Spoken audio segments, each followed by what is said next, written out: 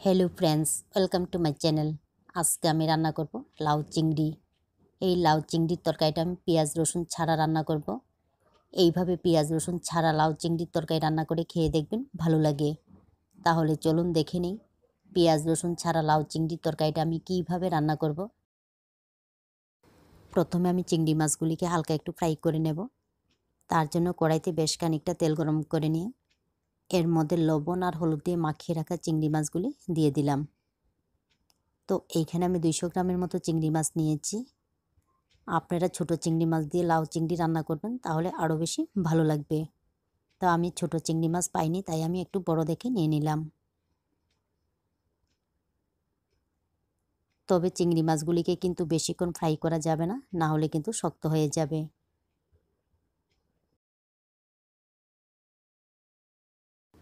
এইগুলিকে হালকা একটু নেড়েচেড়ে নেওয়ার পর দেখুন চিংড়ি মাছগুলি ব্রাউন কালার হয়ে গেছে। এখন আমি এইগুলিকে নামিয়ে নেব।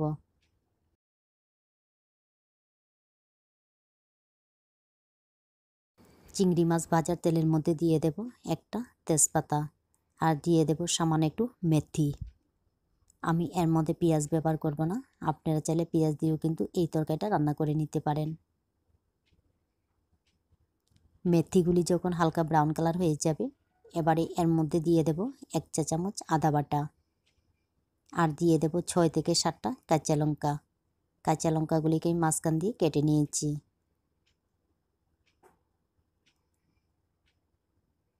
এইগুলিকে 20 থেকে 25 সেকেন্ড নেড়েচেড়ে নেওয়ার পর এর মধ্যে দিয়ে দেব কেটে রাখা লাউ। এইখানে আমি একটা লাউয়ের অর্ধেক অংশ এইভাবে কুচি করে কেটে নিয়েছি। তো আপনাদের পছন্দ মতো যে কোনোভাবে কেটে নিতে পারেন। তবে লাউ চিংড়ি রান্না করলে এইভাবে কুচি করে কেটে নিলেই ভালো লাগে। এইগুলিকে হালকা একটু মিশিয়ে নেওয়ার পর এর মধ্যে দিয়ে দেব পরিমাণ মতো লবণ আর দিয়ে দেব 1/2 চা চামচ হলুদের গুঁড়া, সামান্য একটু লাল মরিচের গুঁড়া। লাল মরিচের গুঁড়াটা যদি পছন্দ না করেন তাহলে বাদ দিতে পারেন, তবে এই রান্নার মধ্যে ঝালের পরিমাণটা কিন্তু কম দিতে হবে। আর দিয়ে দিলাম জিরার গুঁড়া ধনিয়ার গুঁড়া মিলিয়ে 1 চা চামচ। এইগুলিকে ভালোভাবে মিশিয়ে নেওয়ার পর দেখুন অনেকটাই কিন্তু লাউ থেকে জল বের হয়ে গেছে। এর মধ্যে আমি কিন্তু জল ব্যবহার করিনি। এখন মিডিয়াম টু লো ফ্লেমে ঢাকনা দিয়ে রান্না করব। প্রায় 20 মিনিটের মতো মিডিয়াম টু লো ফ্লেমে ঢাকনা দিয়ে রান্না করে নেওয়ার পর লাউ কিন্তু মোটামুটি সিদ্ধ হয়ে গেছে। তবে লাউ কচি হলে সিদ্ধ হতে সময় লাগে না, একদম কম সময় হয়ে যায়। এবারে এর মধ্যে দিয়ে দিলাম আগে থেকে ফ্রাই করে রাখা চিংড়ি মাছ আর একই সঙ্গে দিয়ে দেব 1/2 চা চামচ চিনি। চিনিটা যদি পছন্দ না করেন তাহলে মরিচের পরিমাণটা কিন্তু কম দিতে হবে। বেশি ঝাল হলে কিন্তু আবার এই রান্নাটা ভালো লাগবে না।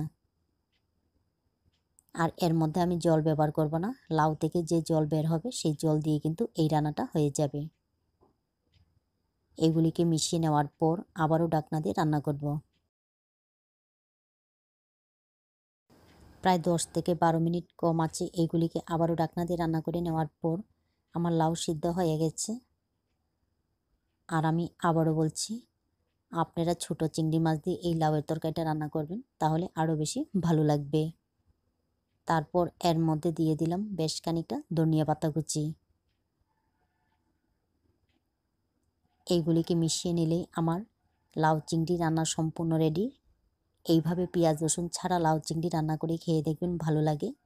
আর ভালো লাগলে অবশ্যই লাইক শেয়ার এবং সাবস্ক্রাইব করবেন। আপনারা ভালো থাকবেন, সুস্থ থাকবেন আর আমার নিত্য নতুন ভিডিও দেখবেন।